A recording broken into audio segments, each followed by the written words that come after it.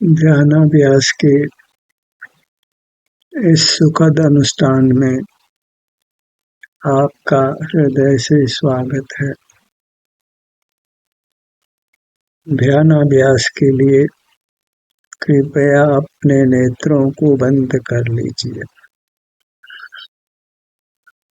जहाँ तक इंद्रियां खुली है, आपके नेत्र खुले हैं, वहाँ तक आप बंद मार्ग में हैं, संसार मार्ग में हैं, दुख के मार्ग में हैं। इसलिए यथासंभव नेत्रों को बंद रखिए। अन्य इंद्रियों से भी काम मत लीजिए, अर्थात सुनना भी नहीं है, सूंघना भी नहीं है, चखना भी नहीं है, छूना भी नहीं है। तब आपको अपना संवेदन होता है, आपके शारीरिक सुख दुख का आपको अनुभव होता है। उस समय आप मोक्ष मार्ग में हैं, सुख के मार्ग में हैं। हमें बंद मार्ग को, दुख के मार्ग को छोड़ना है और निर्जरा के मार्ग को, मोक्ष के मार्ग को, सुख के मार्ग को स्वीकार करना है। और प्रति समय ये सावधानी रखने की आवश्यकता है कि हम यथासंभव इंद्रिय द्वारों को उपयोग में नहीं लें, नेत्रों को बंद रखें और अपने शरीर के स्वास्थ्य का अनुभव करें, उसी से संतुष्ट रहें। मोक्ष मार्ग में रहकर ही संतुष्ट रहना है। संसार मार्ग में संतुष्ट रहना अच्छा नहीं है, आत्मघाती है। नेत्रों को बंद रखकर अपना संवेदन करिए। वृत्ति चंचल है, बहिर्मुख हो जाती है, तो फिर अंतर्मुख होने का यत्न करना है। साधक दशा में वृत्ति फिर बहिर्मुख हो जाती है और हमको फिर अंतर्मुख होना है। यही ध्यानाभ्यास है, यही मोक्ष मार्ग है। मोक्ष मार्ग इसी प्रकार चलता है। इसी क्रम में अंतर्मुक्ता का काल बढ़ता है, बहिर्मुक्ता का काल कम होता है और धीरे धीरे बहिर्मुक्ता का काल पूरी तरह समाप्त हो जाता है। फिर जीव अंतर्मुख ही रहता है। वह परमात्म दशा है, मोक्ष की दशा है, सुख की दशा है।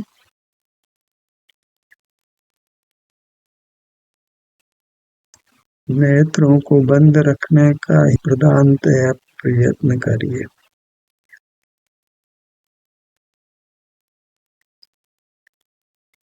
संसारी प्राणी प्राय नेत्रों को खुला रखते हैं, इसलिए उनका संसार जीवित रहता है।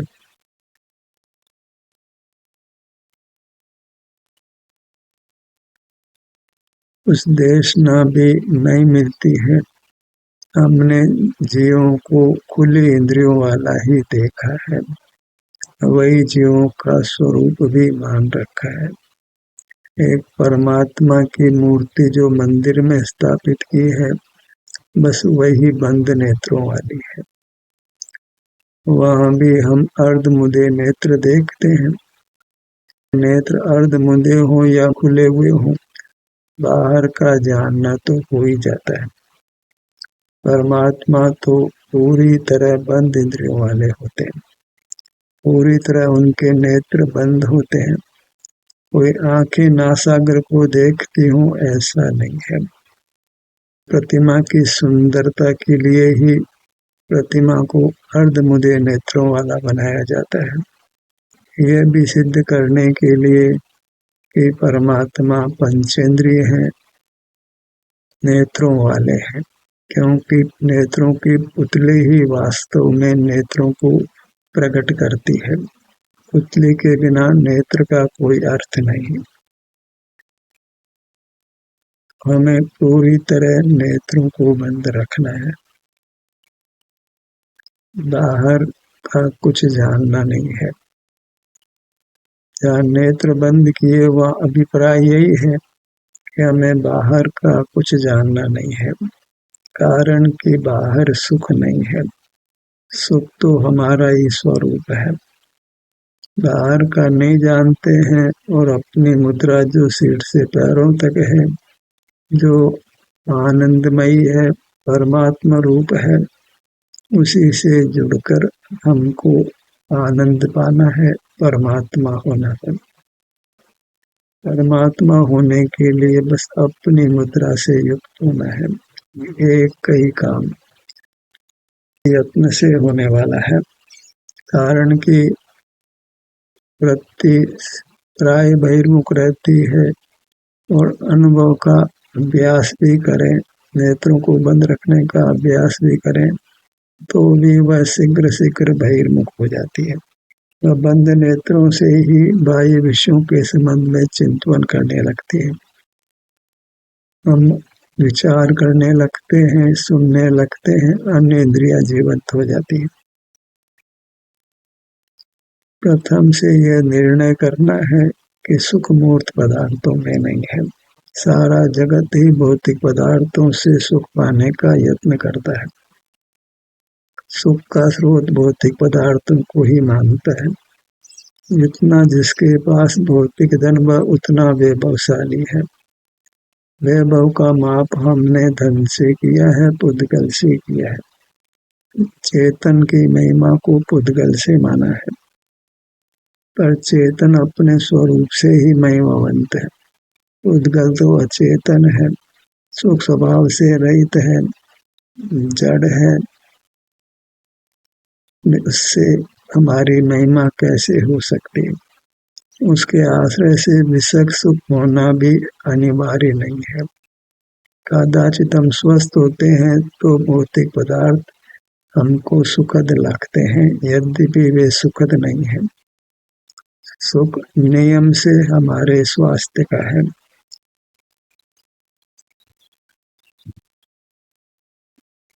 स्वास्थ्य की प्राप्ति तो स्वयं में स्थित होने से होती है और यह तो हमको अनुभव से निर्णित करना है। जब हम अपने शरीर का एहसास करते हैं तो निश्चित ही हमको कुछ अपूर्वता लगती है, अच्छी अनुभूति होती है। पहले से हम अच्छा महसूस करते हैं और इसी का अभ्यास करें तो हम स्वस्थ रहते हैं। स्वस्थ व्यक्ति ही जीवन में सफलता हासिल कर सकता है, कारण कि स्वस्थ मस्तिष्क भी स्वस्थ शरीर में ही रहता है। Healthy mind dwells in healthy body. शरीर अस्वस्थ हो तो मस्तिष्क भी नियम से अस्वस्थ हो जाता है, और जहाँ शरीर भी अस्वस्थ, मस्तिष्क भी अस्वस्थ, इंद्रियां भी अस्वस्थ, वहाँ दुख ही दुख है। तो शरीर स्वस्थ रहे, इंद्रियां स्वस्थ रहे, मन मस्तिष्क स्वस्थ रहे, उसका एक ही उपाय है कि इंद्रिय जय कर अपना मुख अपनी ओर रखे। अपना स्वरूप जो सिर से पैरों तक है, सुखमय है, उसी से युक्त रहकर सुखी रहे। और यह सब हमने अनुभव करके निर्धार करना है। धर्म सिद्धांतिक मात्र नहीं है, यह आचरण करने रूप है। कोई ज्ञान बढ़ाने के लिए धर्म नहीं करना है, अपनी पंडिताई दूसरों को दर्शाने के लिए धर्म नहीं करना है। धर्म स्वांत सुखाय होता है, अपने सुख के लिए होता है, अपने को सुखी करने के लिए होता है। इन्होंने भी अपने स्वरूप में ही की है, वे परमात्मा हो गए हैं। और हमने अब तक अपने स्वरूप में स्थिति नहीं की है तो हम संसार में बने हुए हैं और दुख भोग ही रहे हैं। भूख प्यास, सर्दी गर्मी, कसाय का दुख,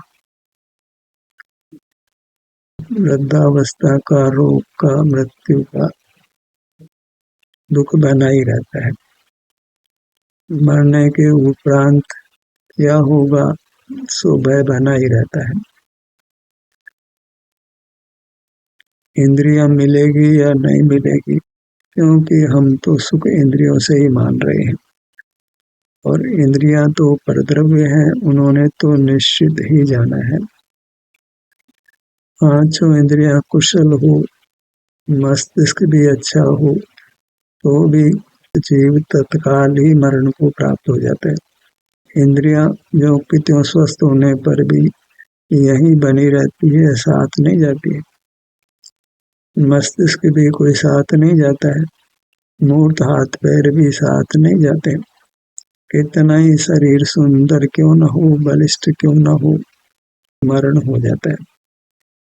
श्वास रुक जाए तो मरण हो जाता है, अग्नि से, जल से, वधबंधन से मरण हो जाता है। तो ये पुद्गल शरीर जिसके साय से हम जीते हैं, वह तो यहीं रह जाता है, और आगे मिलने की किसी ने कोई गारंटी नहीं दी है। तो ऐसा उपाय करना है कि ये ना भी मिले तो हम सुख से रहें। तो बिना इंद्रियों के जीने का अभ्यास करना है। मूर्त हाथ पैर नहीं हो, मूर्त उंगलियां नहीं हो, मूर्त इंद्रियां नहीं हो, मूर्त मन नहीं हो, मूर्त मस्तिष्क नहीं हो, मूर्त पदार्थों को नहीं देख जान सके, कुछ हिलडुल भी नहीं सके, बोल भी नहीं सके, तो भी हम उत्तम सुख से रह सकें, किंचित भी दुख नहीं हो। तो उसका उपाय केवल अंतर्मुख रहकर अपनी मुद्रा से युक्त रहना है, अपने विस्तार से युक्त रहना है, अपने सिर से पैरों तक बने रहना है। सैद्धांतिक पक्ष हम मजबूत कर लें तो फिर व्यावहारिक पक्ष भी मजबूत कर सकते हैं। सैद्धांतिक पक्ष नींव की तरह काम करता है, नींव मजबूत हो तो फिर व्यावहारिक पक्ष भी मजबूत हो जाता है। इस स्वतः ही हम अंतर्मुख रहने का प्रयत्न करते हैं। जब अंतर्मुख रहते हैं तो हमको प्रकट सुख का अनुभव होने लगता है, तब से यथार्थ पुरुषार्थ होता है। पुरुषार्थ तो अनुभव के स्तर से ही प्रारंभ होता है, पर उसके पीछे अगर वैज्ञानिक आधार होता है तो पुरुषार्थ अनवरत रूप से चलता है। अपने ध्यान को अपने मुखमंडल पर लाइए।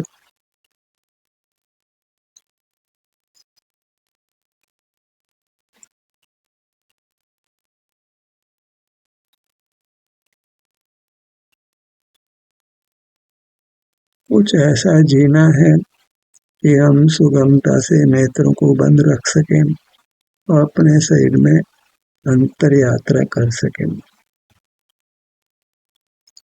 विश्राम की स्थिति में रहिए, क्योंकि कोई काम कर रहे होते हैं तो फिर इंद्रियों को बंद रखना संभव नहीं होता है। सब बाह्य कार्यों से निर्भर होना वही विश्राम में आना है। विश्राम में आना है माने बाह्य प्रवृत्ति नहीं करना है, और निद्रा से भी यथासंभव बचना है। और निद्रा भी आ जाए तो उसके बाद भी विश्राम जारी रखिए, अर्थात बाह्य प्रवृत्ति मत करिए। बाह्य प्रवृत्ति नहीं करना वह भी एक विश्राम की स्थिति है, वह जागृत विश्राम की स्थिति है। मोक्ष मार्ग जागृत विश्राम की स्थिति रूप है। जागते हुए विश्राम में रहना माने कुछ प्रवृत्ति नहीं करना, इंद्रिय ज्ञान की प्रवृत्ति नहीं करना, मन से कुछ विचार नहीं करना, कुछ मुंह से नहीं बोलना, कुछ काय चेष्टा नहीं करना। इस प्रकार हम इन प्रवृत्तियों को नहीं करते हैं तो सहज ही अपने में वृत्ति होती है, हम अपने विस्तार में रहते हैं। वहाँ कुछ भी पर का जानना नहीं होता है, कुछ बल का प्रयोग भी नहीं होता है, हम ये होते हैं। वही एक सुख की स्थिति है। यहाँ हम सारे जगत से रिक्त होते हैं, जगत से नाता तोड़ देते हैं, अपने से ही नाता रखते हैं। जहाँ पर का जानना है वहाँ तो पर से नाता है, पर से संबंध है। हम ज्ञायक हैं और बाहर के पदार्थ ज्ञेय है, तो नाता बन ही गया है, संबंध बन ही गया है। हमें ज्ञायक नहीं रहना है, कोई ज्ञेय हमारे ज्ञान का विषय नहीं बने।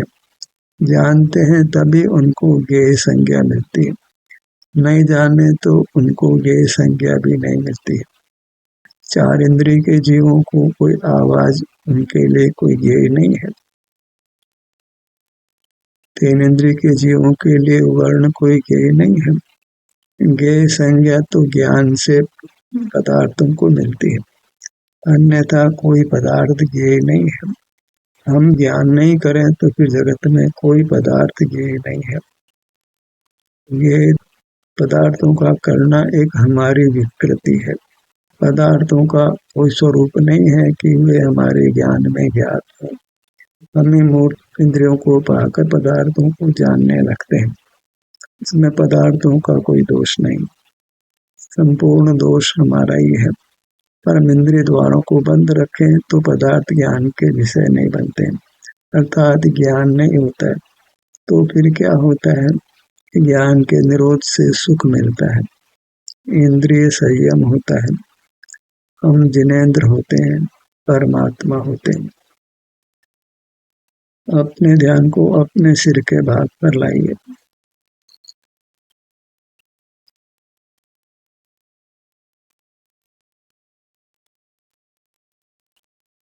इसमें आपका सुझाव ही बलवान होता है। जहाँ तक दूसरे का सुझाव है वहां तक तो प्रवृत्ति नहीं हो सकती, अनुभव नहीं हो सकता। अनुभव नियम से अपने सुझाव से होता है। भले हम ध्यान का निर्देश दे रहे हैं, फिर भी ध्यान करना तो आप ही के अधीन है, उसमें निर्देशक का कोई अधिकार नहीं। हमको ही इंद्रिय द्वारों को बंद रखकर अपने शरीर का एहसास करना है, उसमें हमारी प्रेरणा, हमारा सुझाव, हमारा प्रयत्न ही कार्यकारी होता है। हम अपने पुरुषार्थ का फल पाते हैं, दूसरे के पुरुषार्थ का फल हमको नहीं मिलता है। लाट के भाग पर आइए।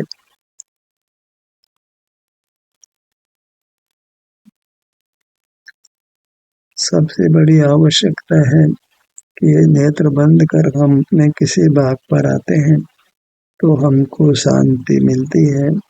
उस शांति की पहचान वह प्राथमिक आवश्यकता है। जब तक उसकी पहचान नहीं तब तक मार्ग की शुरुआत नहीं। कोई कहे कि हमने अपने ध्यान को अपने शरीर के भाग पर लाते हैं तो हमको दुख भी नहीं मिलता है, सुख भी नहीं मिलता है, तब तक तो उसको मोक्ष मार्ग नहीं है। क्योंकि जब तक सुख नहीं मिलता है तब तक उस कार्य की पुनरावृत्ति होने वाली नहीं है। बिना सुख के कौन प्रयत्न करता है? तो जब अपने ध्यान को अपने किसी भाग पर लाते हैं तो निश्चित ही शांति तो होती है, रागादित आकुलता नहीं होती है, वह तो परम शांति है। उस शांति को पहचानना वही वास्तविक सुख भी है। वेदना के मध्य में भी शांति होती है, सुख होता है। तो सुख नहीं है ये कहना योग्य नहीं है। सुख का घात इंद्रिय ज्ञान से होता है और असहता वेदना के उदय से होता है। 2 कारणों से सुख का घात होता है। अपना मुख अपनी ओर किया तो इंद्रिय ज्ञान से होने वाले दुख वह नहीं होता है, उतना सुख प्रकट हो जाता है। भले अभी शरीर में वेदना हो या वेदना नहीं हो लेकिन सुख भी लगता नहीं हो, तो भी मोह के अभाव जनित सुख नियम से होता है और वह सुख बलवान है। मोह जनित दुख का नहीं होना वह बड़ा सुख है। मोह जनित दुख तो इतना होता है कि शरीर में वेदना नहीं होने पर भी जीव आत्महत्या कर लेते हैं या अन्य को मार देते हैं। एक प्रकार का अपराध करते हैं। दुखी जीव ही अपराध करता है, सुखी जीव कोई अपराध नहीं करता है। हिंसा हो, झूठ हो, चोरी हो, कुशील हो, परिग्रह हो, कोई कषाय हो, सब दुखी जीवों को होता है। सुखी जीव तो अपने सुख के भोग में मगन रहता है। मोहजनित दुख एक बलवान दुख है जो अनुभव के समय नहीं होता है। तो दुख का नहीं होना वह नियम से सुख का होना है। दुख मिट गया मने में सुखी हो गया, उसको हमने पहचानना है। प्रयास करिए क्या अंतर में आने पर, अपने किसी बात पर आने पर कुछ लाभ हुआ कि नहीं हुआ।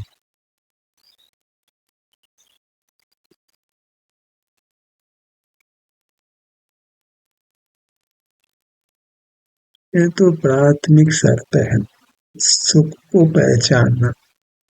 हमको ये मेरी मूर्त है, ये मेरा भाग है, मेरा अंग है जो अमूर्त है।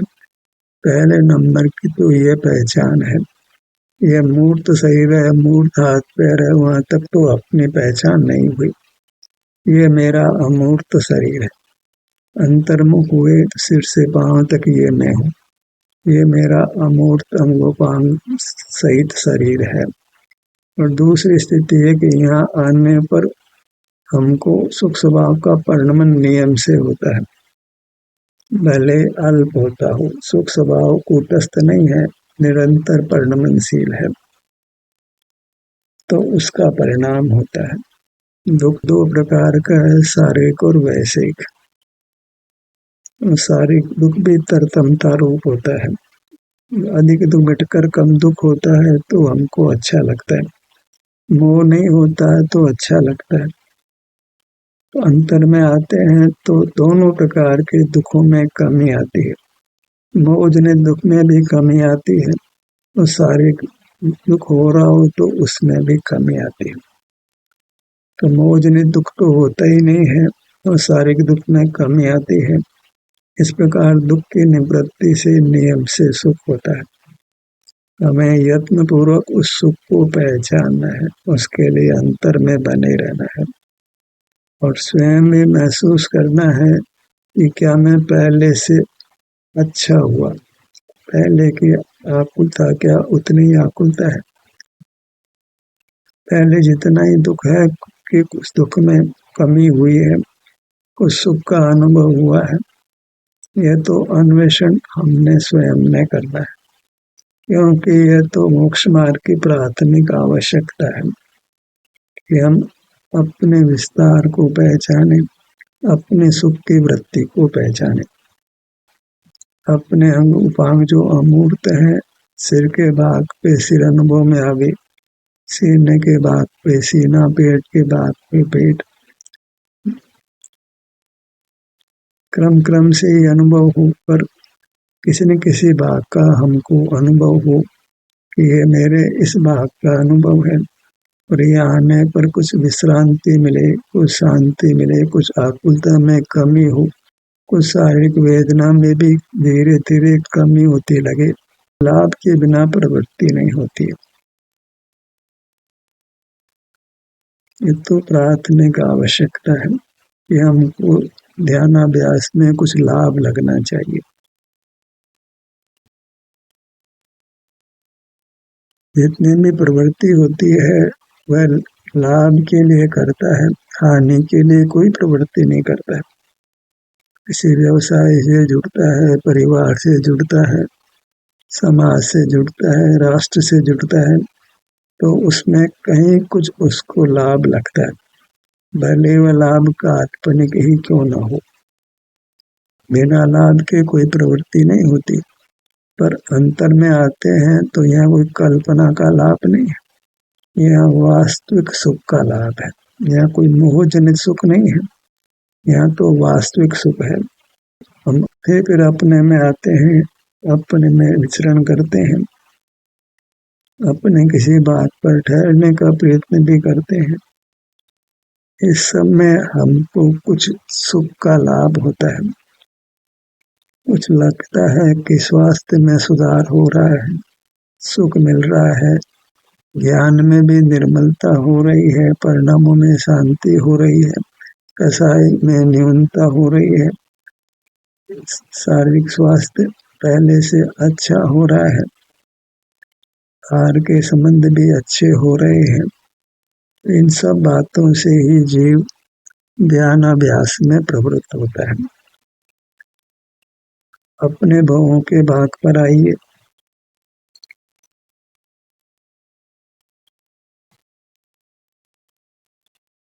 इस प्रकार हमको अपने पूरे मुहूर्त को अनुभव में लेना है, कम कम से हर भाग को लक्ष्य में लेना है।